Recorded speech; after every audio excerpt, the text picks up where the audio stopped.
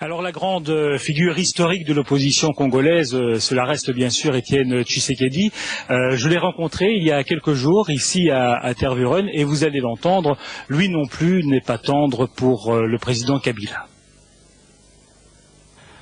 Mais l'impression de tout le monde, c'est que Kabila c'est pire.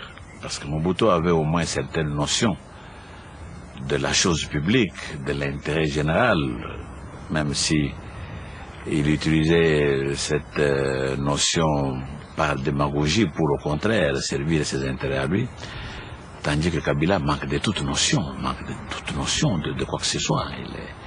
Il navigue à vue, il ne sait pas où il va. C'est ça qui nous ramène en retard, parce que nous étions tous en fait à ce niveau-là.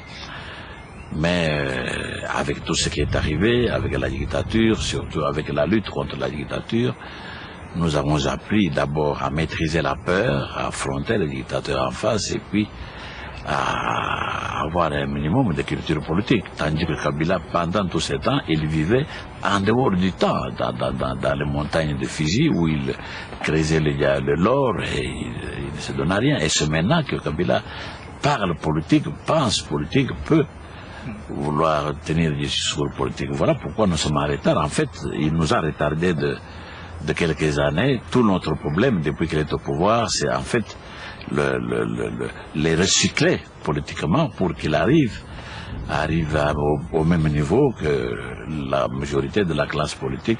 De cette manière, nous pouvons en fait émettre sur la même longueur d'onde. Au moment où je vous parle, Kabila fait l'unanimité contre. Ça, vous pouvez en être certain.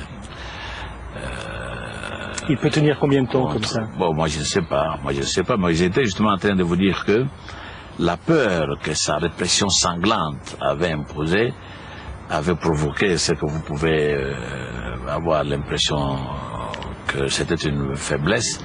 Mais je vous dis, au moment où nous parlons, si vous suivez les nouvelles de Kinshasa, c'est presque chaque jour qu'il y a des manifestations. Maintenant, la peur est terminée, le parti d'opposition, particulièrement mon parti, a commencé à mobiliser les jeunes. Et je ne donne plus beaucoup de jours à Kabila s'il ne s'implique pas dans les schémas de la paix prévue à Lusaka. Je crois que je ne donne pas beaucoup de temps. Vous prévoyez quoi? Une révolution du peuple? Une explosion, même dangereuse pour tout le monde, hein, à commencer par lui-même. Hein. Mais dans le passé, on a vu les Congolais capables d'accepter n'importe quoi sans se révolter.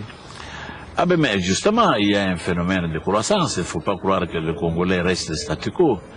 C'est comme un enfant congolais grandit tous les jours. C'est pour ça que maintenant nous parlons de la démocratie, parce que nous sommes suffisamment mûrs pour nous gouverner.